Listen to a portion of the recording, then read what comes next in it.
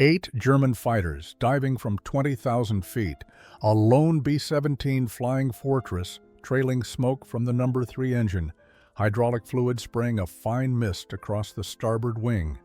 The crew braced for the killing pass.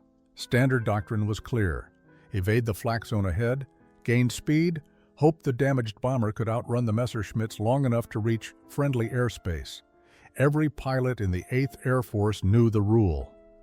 Flak kills. You avoid it. You bank away. You find clear sky. But Lieutenant Marcus Brennan did not bank away. He pushed the throttles forward and flew directly into the exploding sky ahead. The German fighters followed for exactly 3 seconds before their flight leader screamed into his radio and the entire formation broke hard left, scattering like startled birds. The flak batteries below continued firing. Shells detonated in precise geometric patterns 200 yards apart, timed to create an impenetrable wall of shrapnel at 18,000 feet. Brennan flew between the bursts. His co-pilot stared at him, hands frozen on the yoke. The bombardier in the nose shouted something incoherent.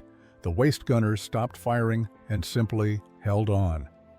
For 2 minutes and 40 seconds, Brennan threaded a 4-engine bomber through a corridor of explosions that should have torn the aircraft apart. The German fighters circled outside the flak zone, unable to pursue, unable to attack, their own anti-aircraft fire protecting the very target they were trying to kill.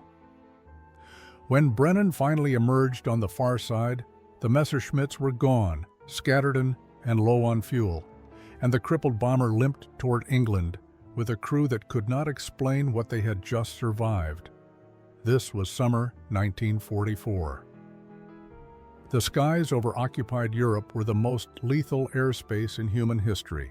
The combined bomber offensive had been grinding forward for 18 months, and the cost was measured in aluminum and blood. Heavy flak, the Germans called it Flugabwehrkanonen, 88 mm and 105 mm cannons firing. Shells that climbed to altitude and detonated in timed airbursts filled the sky over every strategic target. The shells were fused to explode at specific heights, creating clouds of jagged steel fragments traveling at supersonic speeds. A single burst could shred a wing, puncture a fuel tank, or kill a crew member instantly. Formations of bombers flew through flak fields that looked like thunderstorms made of fire and metal. The doctrine was survival through evasion. Pilots were trained to recognize flak concentrations and alter course.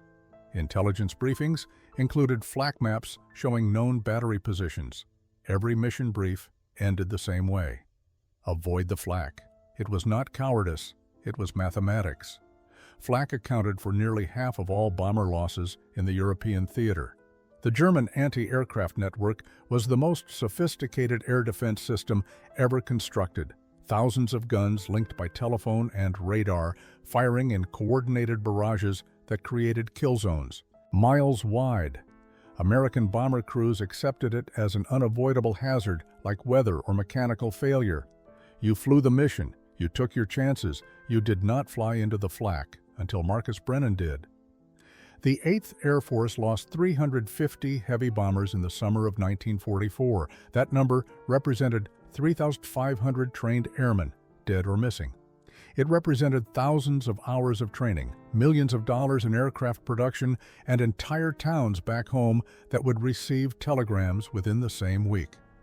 The losses were not random. They followed patterns as predictable as physics. German flak batteries were arranged in defensive rings around every strategic target. Factories, rail yards, oil refineries, anything worth bombing was protected by concentric circles of anti-aircraft guns. The batteries fired in coordinated salvos, creating layered kill zones at different altitudes. Shells were fused to detonate at 15,000, 18,000, and 22,000 feet. Bomber formations flew through all three layers. The guns themselves were marvels of engineering. The 88 mm Flak 36 could fire 15 rounds per minute to an effective ceiling of 26,000 feet. Each shell contained a mechanical time fuse calibrated before loading. Gun crews could adjust fuse settings based on reported altitude, creating airbursts timed to the second. Batteries operated in groups of 4 to 6 guns, linked by telephone to a central fire control station. Radar provided range and altitude data. Optical rangefinders tracked the bombers visually. The result was a system that could fill a cubic mile of sky with shrapnel in under 30 seconds. American intelligence estimated that German flak defenses fired over 3 million rounds per month at Allied aircraft. The hit rate was low, less than 1%, but volume compensated for accuracy. Bomber formations were large and slow. They could not maneuver aggressively without breaking formation and losing mutual defensive fire. They flew straight, steady courses to ensure accurate bomb drops. The Germans knew this. They exploited it. But flak was only half the problem. German fighter tactics had evolved to work in coordination with the flak batteries. Messerschmitt and Focke-Wulf squadrons positioned themselves at the edges of flak zones, waiting. When bombers altered course to avoid flak concentrations, they often flew directly toward waiting fighters. When they pressed through the flak and emerged damaged, the fighters attacked weakened targets. It was a calculated trap. The Americans called it the killing box. Fly through the flak and take casualties. Evade the flak and meet the fighters. Either way, bombers died. Mission planners tried everything. They varied approach altitudes, staggered formations, scheduled attacks to coincide with weather fronts that obscured visibility. None of it changed the fundamental equation. The Germans had more guns and more fighters than the Allies had bombers. Attrition favored the defense. Bomber crews understood the math. They flew, their missions in a state of grim acceptance. You could be skillful, you could be lucky, but you could not change the odds. The system was designed to kill you. Some men broke under the weight of that knowledge. They developed psychosomatic illnesses, tremors, panic attacks. Flight surgeons grounded them quietly. Most kept flying. They counted missions like prison sentences. 25, and you went home, if you lived. Marcus Brennan had flown 18. Marcus Brennan was born in 1921 in Harrisburg, Pennsylvania. His father designed bridges for the state highway department. His mother taught calculus at the local high school. Dinner table conversations revolved around load calculations and structural integrity. Other families talked about sports or politics. The Brennans talked about tensile strength. Marcus learned to calculate before he learned to read properly. By age 10, he could estimate the weight-bearing capacity of a wooden beam by sight. By 15, he was sketching truss designs in the margins of his schoolwork. Teachers called him gifted. Classmates called him strange. He was tall, thin, awkward in social situations. He spoke precisely, as if every sentence required proofreading. He had few friends. He did not seem to mind. In 1939, he enrolled at Penn State to study civil engineering. He was 2 weeks into his sophomore year when Germany invaded Poland. He finished his degree in 1942 and immediately enlisted in the Army Air Corps. His father asked why he did not pursue an engineering commission. Marcus said he wanted to fly. It was the only impulsive decision he ever made. Flight training nearly broke him. He struggled with the instinctive reactions required in the cockpit. Instructors noted his technical knowledge was exceptional, but his execution was hesitant. He overthought simple maneuvers. He calculated when he should have reacted. One evaluation report stated he flies like he is solving an equation in real time. He graduated near the middle of his class and was assigned to heavy bombers, which suited his methodical temperament better than fighters. He was posted to the 384th Bomb Group in England in early 1944. His crew was a mix of farm boys, factory workers, and high school dropouts. They did not know what to make of their pilot. Brennan did not drink heavily. He did not chase women in town. He spent his evenings in the barracks reading technical manuals and filling notebooks with sketches. His co-pilot, Roy Kellerman, once asked what he was drawing. Brennan showed him pages of diagrams, flak burst patterns plotted on grid paper, altitude calculations, timing intervals between salvos. Kellerman asked why. Brennan said he was looking for gaps. The crew nicknamed him the Slide Rule. It was not meant as a compliment, but they noticed something. Brennan's bomber came back. Mission after mission, they took damage. They lost engines. They limped home on fumes, but they came back. Other crews were not so lucky. The 384th lost 6 aircraft in Brennan's first month. Entire crews vanished over Germany, listed as missing in action. The barracks emptied one bunk at a time. New crews arrived, fresh-faced and terrified. Brennan kept flying, kept filling notebooks, kept looking for the gaps. Brennan's notebooks filled with data no one else thought to record. He logged flak concentrations by target, noting battery positions, burst altitudes, and timing patterns. After each mission, while other pilots drank or slept, he sketched the flak fields from memory, marking where shells detonated, estimating intervals between salvos. His navigator, Pete Harrigan, thought he was losing his mind. His bombardier, Dennis Kowalski, said it was a waste of time. Flak was random, chaotic. You could not predict it. Brennan disagreed. Everything had a pattern. German flak batteries operated on mechanical time fuses. The fuses were set manually before each shell was loaded. Gun crews followed firing tables that specified fuse settings based on altitude and range. The shells climbed at a fixed rate, roughly 2,800 feet per second. Time to altitude was calculable. Detonation points were not random, they were geometric. Brennan began to see the geometry. A battery of 6 guns firing in sequence created a line of bursts spaced at regular intervals. The interval depended on the rate of fire, typically 4 to 5 seconds between rounds from the same gun. Multiply that by 6 guns and you had a wall of explosions with gaps, predictable gaps. He calculated the gaps at 200 yards horizontal, 500 feet vertical. Not large, but not zero. A bomber had a wingspan of 103 feet, a length of 74 feet. Theoretically, an aircraft could fit through the gaps if the timing was perfect, and the pilot knew exactly where the gaps would appear. He brought the idea to his squadron commander, Captain William Hodge. Hodge listened for 90 seconds, then interrupted. He told Brennan the idea was insane. Flak fields overlapped, batteries coordinated fire. Even if the math worked in theory, one miscalculation meant death. Brennan tried to explain. The coordination was the flaw. Batteries followed rigid firing sequences. Rigid meant predictable. Predictable meant exploitable. Hodge cut him off. He said Brennan was a good pilot but a dangerous thinker. He ordered him to stop wasting time on theories and start focusing on survival. Brennan saluted and left. He did not stop. He refined his calculations. He studied intelligence reports on German flak tactics. He interviewed crews who had flown through heavy concentrations. He mapped the fire control network for every major target in Western Germany. The pattern became clearer. Flak was not chaos. It was a system, and every system had flaws.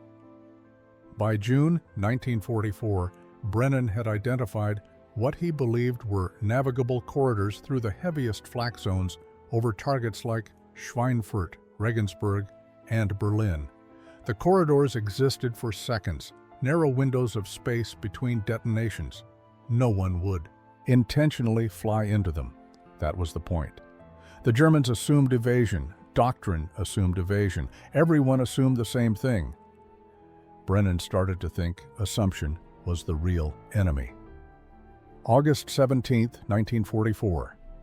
The target was the Schweinfurt ball-bearing plants 90 miles east of Frankfurt, the same target that had cost the 8th Air Force 60 bombers in a single raid the previous October. Intelligence reported increased flak defenses, new batteries positioned in overlapping rings. The briefing officer estimated they would face 200 guns. The room went silent. Captain Hodge assigned Brennan to the low squadron, 3rd Element, a position that historically took the heaviest losses. Brennan nodded and said nothing. His crew exchanged glances. They knew what low squadron meant. They took off at 0730 hours in a B-17 named Duchess, tail number 297861. The formation assembled over England, 36 bombers arranged in staggered combat boxes. They climbed to 22,000 feet and turned east. The Channel. Crossing was smooth. France appeared below, patchwork fields and villages. Then, the first flak. Light at first, scattered bursts that bloomed black against the blue sky. The formation tightened, bomb bay doors opened. The Norden bomb sight initialized. Brennan flew straight and level, hands loose on the yoke, eyes scanning ahead. He could see Schweinfurt in the distance, already obscured by smoke and flak bursts. The German batteries opened up in full. The sky turned black. Shells detonated in precise layers, 18,000 feet, 20,000 feet, 22,000 feet. The formation flew into the maelstrom. Brennan felt the concussions through the airframe, heard shrapnel ping against aluminum. The aircraft shuddered. Alarms screamed. The No. 3 engine took a hit. Oil pressure dropped to 0. Brennan feathered the prop and adjusted trim. Duchess began losing altitude, falling behind the formation. Standard procedure was to abort, turn back, try to make it home. But Brennan saw the fighters. 6 Messerschmitt Bf-109s circling at 25,000 feet, waiting outside the flak zone. They had already spotted Duchess. They were positioning for the attack. Brennan ran the numbers. Distance to friendly airspace, 140 miles. Airspeed on 3 engines, 160 miles per hour. Time to reach safety, 52 minutes. The fighters would intercept in under 3 minutes. He could not outrun them. He could not outfight them. His only advantage was the thing everyone else feared, the flak field ahead. Brennan keyed the intercom. He told his crew to hold on. He told them to trust him. He did not explain. He pushed the throttles forward on the remaining 3 engines and flew directly toward the densest concentration of flak bursts over Schweinfurt. Roy Kellerman, his co-pilot, grabbed his arm.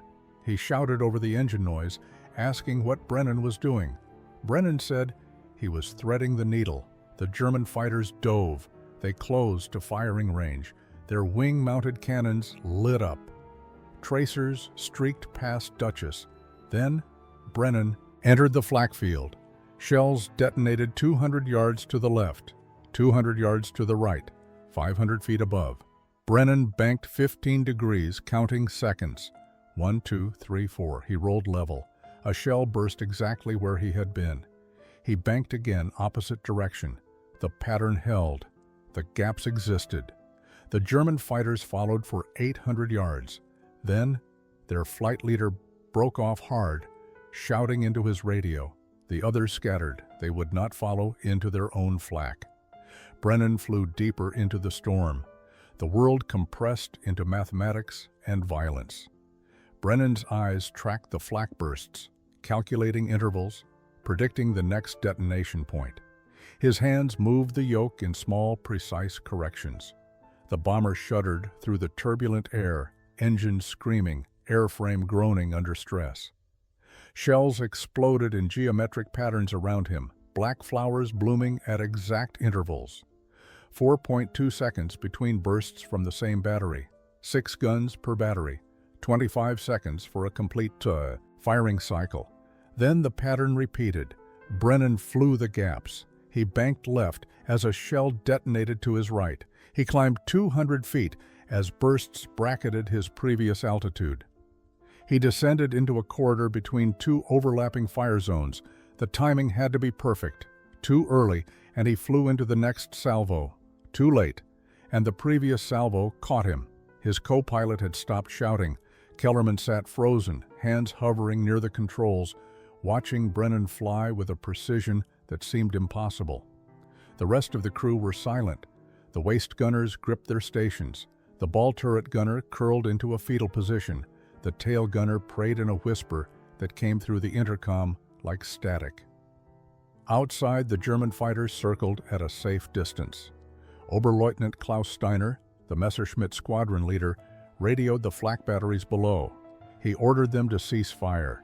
The response was bureaucratic and inflexible. Firing sequences were pre-programmed.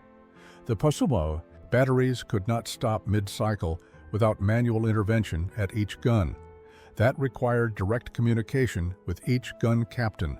The telephone lines were jammed with other traffic. Steiner cursed and watched the lone American bomber weave through the kill zone like it knew where every shell would detonate. His wingman asked if they should pursue. Steiner said no. The bomber was flying a pattern that made no sense unless the pilot had somehow calculated the flak timing.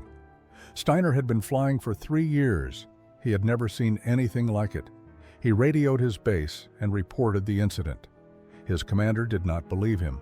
Inside Duchess, the instruments told a story of slow disintegration, hydraulic pressure fluctuating, fuel flow uneven, airspeed dropping as drag increased from battle damage. Brennan ignored everything except the flak pattern. He had been inside the field for 90 seconds. It felt like an hour. He needed to stay inside for another 60 seconds to clear the eastern edge of the battery network. Then he could descend and run for the deck. His bombardier called out a new concentration of bursts ahead, tighter spacing, different timing, a second battery group with overlapping fire. Brennan adjusted. He slowed to 140 mph, reducing his forward speed to match the shift in pattern density. The aircraft began to buffet, approaching stall speed. He added power, just enough to stabilize. A shell detonated 50 yards behind him. Shrapnel tore through the tail section. The tail gunner screamed. Brennan did not deviate. He held course. The next burst appeared exactly where his calculations predicted. He banked through the gap. Then he was clear. The flak field ended abruptly as the bomber crossed beyond the battery range. Brennan nosed down, diving for lower altitude where the flak could not follow. He leveled off at 8,000 feet and turned west. Behind him, the German fighters regrouped and gave chase, but Duchess had a 4-mile head start and was descending into cloud cover. Steiner followed for 20 miles, then broke off. His fuel was too low to continue. Duchess crossed into Allied airspace at 14:20 hours, flying on 2 engines. The number 4 had failed over Belgium. Brennan nursed the crippled bomber toward the nearest emergency airfield, a fighter base in northern France recently captured from the Germans. The runway was short, barely adequate for a B-17. He came in fast and heavy, no hydraulics for brakes, the landing gear locked down by manual crank. The bomber touched down hard, bounced, settled, and rolled the full length of the runway before shuddering to a stop 30 feet from a drainage ditch. The crew sat in silence. Then the hatches opened, and they climbed out onto the wing. Brennan was the last to exit. His hands were shaking. His flight suit was soaked with sweat. He stood on the wing and looked back at the aircraft. The tail section was shredded. The fuselage was perforated with over 200 shrapnel holes. The wings looked like they had been hit with a shotgun. Ground crews from the fighter squadron ran out to inspect the damage. A crew chief counted the holes and shook his head. He said the bomber should not be flying. Brennan said it was not anymore. An intelligence officer arrived within the hour. He debriefed the crew separately, standard procedure for unusual incidents. Kellerman described the flight through the flak in halting sentences. He said Brennan had flown a pattern that anticipated every burst.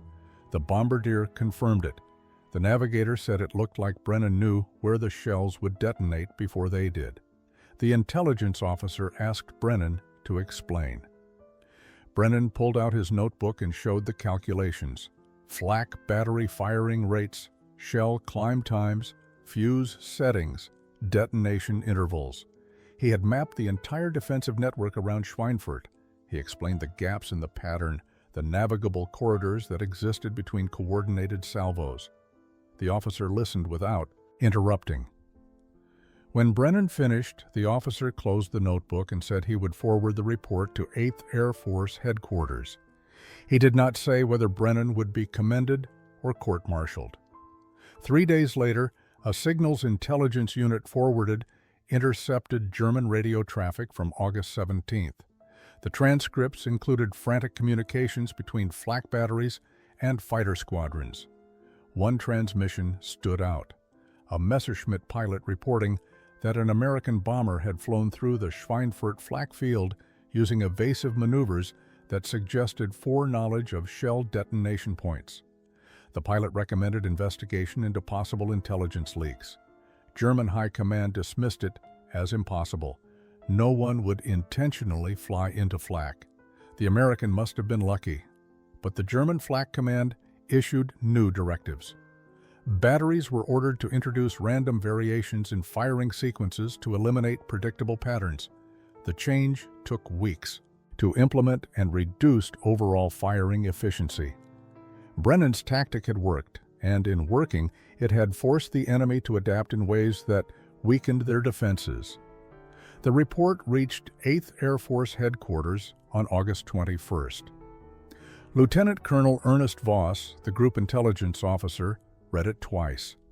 He cross-referenced Brennan's calculations against known German flak deployment patterns. The math checked. The theory was sound. The execution was documented by 6 crew members and supported by intercepted enemy communications. Voss called a meeting with the tactical planning staff. He presented Brennan's method as a potential counter to the flak problem that was bleeding the bomber force dry. The response was immediate and negative. A colonel from operations said the tactic was suicide. It depended on perfect timing, perfect calculations, and perfect execution. One error meant flying directly into an airburst. The margin for failure was 0. A major from Training Command said, "It could not be taught. How do you train pilots to calculate firing intervals while under fire, flying a damaged aircraft, managing a crew in crisis?" The skills required were beyond standard curriculum.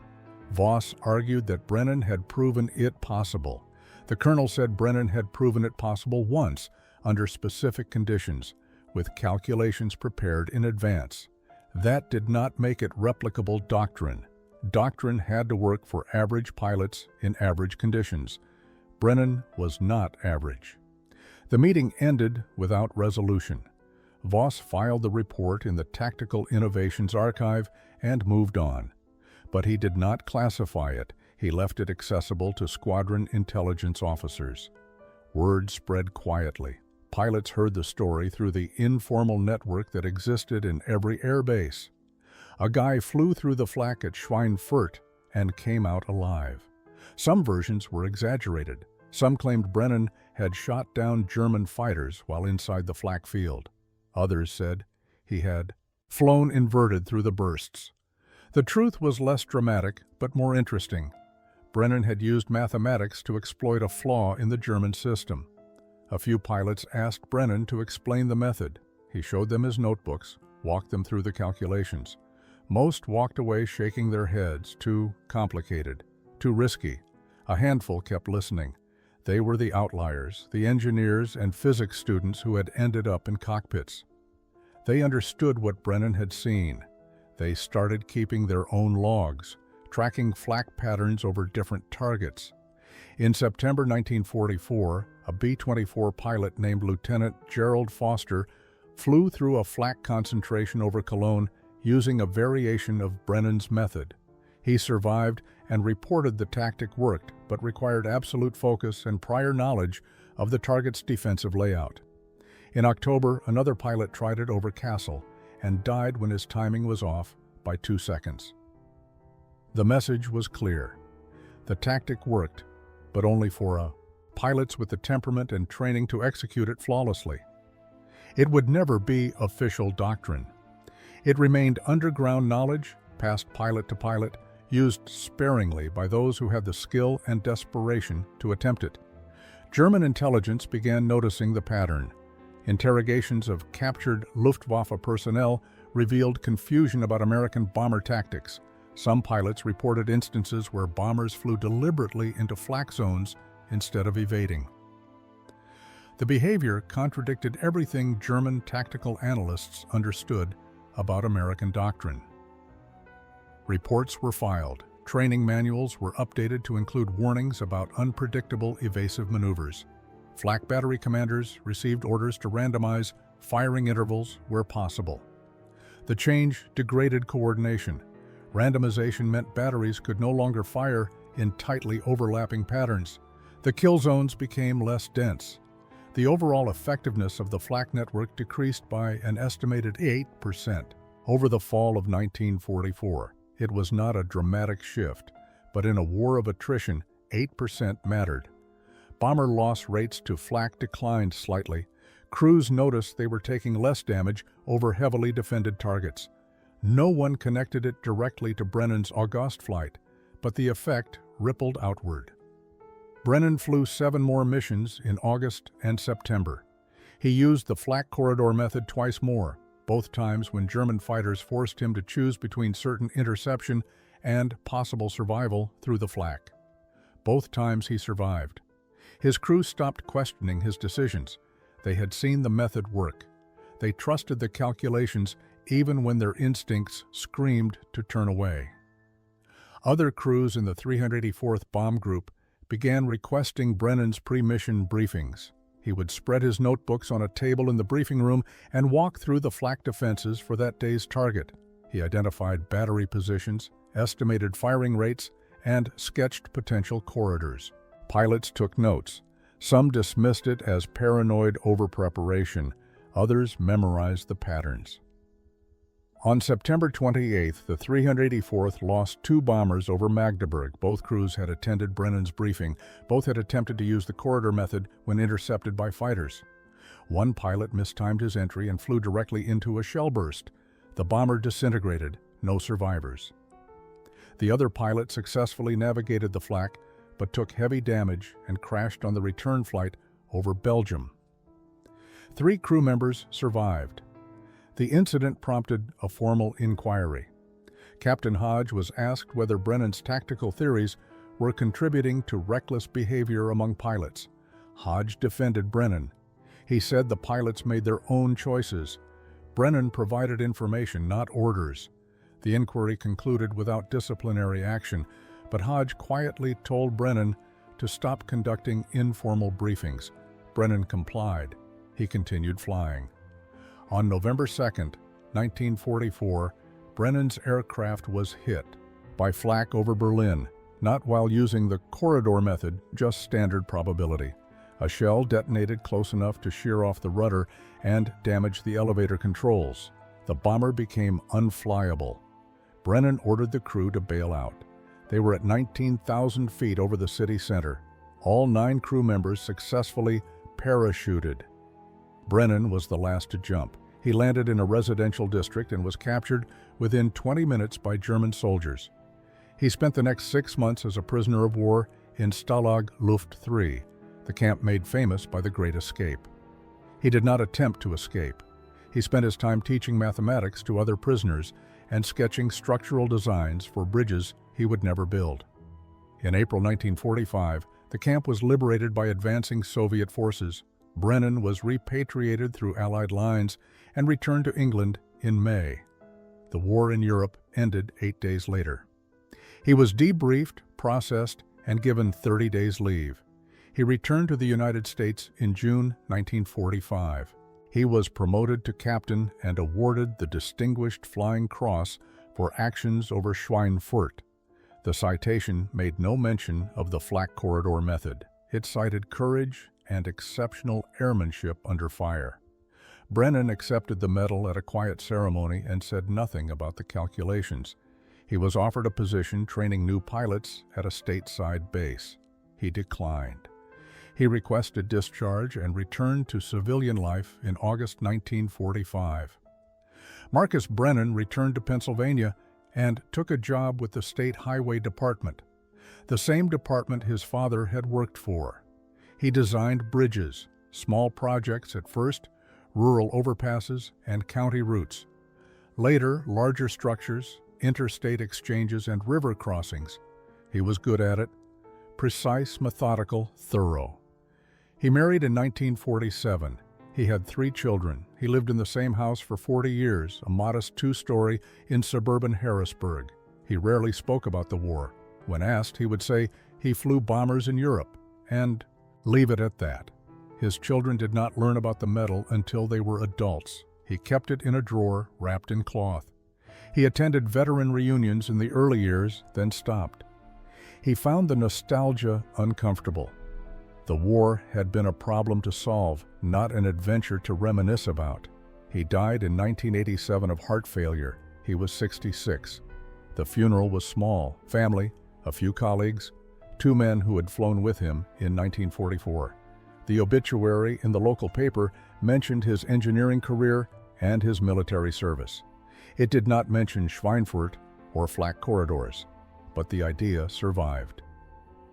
In the 1950s, jet pilots in Korea faced a new threat: surface-to-air missiles with proximity fuses and radar guidance.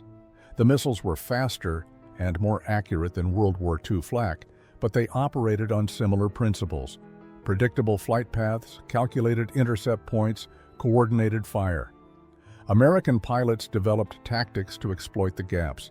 They flew evasive patterns timed to the missile's flight characteristics. They used terrain masking and sudden altitude changes to break the targeting solution. The doctrine was called defensive maneuvering, but the underlying principle was the same: find the pattern, exploit the gaps. In Vietnam, Wild Weasel pilots flew directly into surface-to-air missile zones to suppress enemy air defenses. They used radar warning receivers to detect missile launches and timing to evade. The tactic was considered insane by conventional standards, but it worked because it violated enemy expectations. Modern air combat doctrine includes courses on threat analysis and pattern recognition. Fighter pilots learn to identify predictable behaviors in enemy defense systems and exploit them. The language has changed, the technology has advanced, but the core insight remains. Predictable systems create opportunities. Gaps exist in every pattern. Brennan's name does not appear in the training manuals. His method was never codified, never officially adopted. But the principle he demonstrated, that intellect and calculation can turn an enemy's strength into a weakness, became embedded in the way pilots think about defensive systems. The physics he understood still govern flight. The mathematics he used still apply. War moves on, but the equations remain constant. Brennan would have appreciated that. He saw the world in numbers and structures, in patterns that could be analyzed and exploited. He proved that courage without calculation is chaos, and calculation without courage is theory. Together, they change outcomes.